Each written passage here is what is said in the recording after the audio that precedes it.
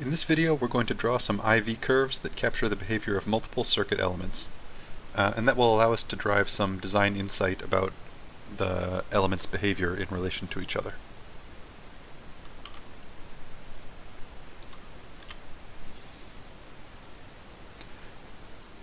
We're going to start this process by writing out the equations that govern the operation of this resistor-diode circuit.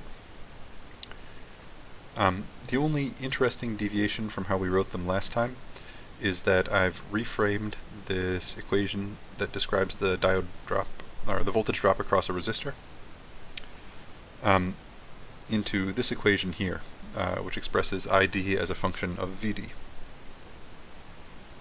However, if we look close, the diode equation also expresses ID as a function of VD. That means we could plot these two equations, one describing the diode and one describing the behavior of the resistor, on the same axes. I've done just that on the right. The exponential curve that describes the diode behavior is sometimes called the device line. And this line representing the resistor's behavior is sometimes called the load line. And it has that name because resistors that are attached to semiconductor devices are often called loads. That's especially true in transistors, transistor circuits like amplifiers. You can see that the load line sort of makes sense with our equation. It starts at V over R when VD is equal to 0. So if VD were equal to 0, that'd be the same thing as saying the diode is a dead short. And so we see just V over R of current. It ends at a voltage of V and a current of 0, which would imply that the diode is an open circuit and no current is flowing. And so we have V volts at the bottom of the resistor.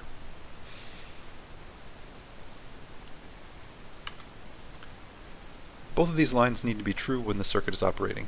The equations for the diode and the resistor both have to be satisfied. That means the intersection of the two lines tells us the operating point of the circuit, and gives us the correct values of VD and ID. The operating point of a circuit, which is over here, is often called the bias point. So, though I wouldn't trust my freehand sketching for calculating a voltage, I can often get within a few hundred millivolts if I use a graph paper when I'm using a technique like this. And even better, this plot can be used to tell us what will happen if we change some circuit parameters.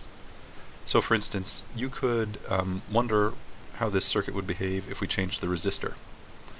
And doing so would cause this V over R point to slide down the y-axis, meaning the intersection would move up the device line, or closer to VD equals 0. We can sort of understand that relationship between the resistor and the bias point just by sliding these lines around in our head. So, as a result, this makes load lines really valuable tools for getting a qualitative sense of what your circuit is sensitive to, or how your bias point is likely to move around. In summary, you can overlay the IV relationship of a series resistor onto the IV relationship of a device as a constraint, and that's called a load line. Both lines, so the load line and the device line, need to be true during operation of a circuit, so the intersection of the lines shows the bias point of the circuit. And load lines are good for qualitative insight.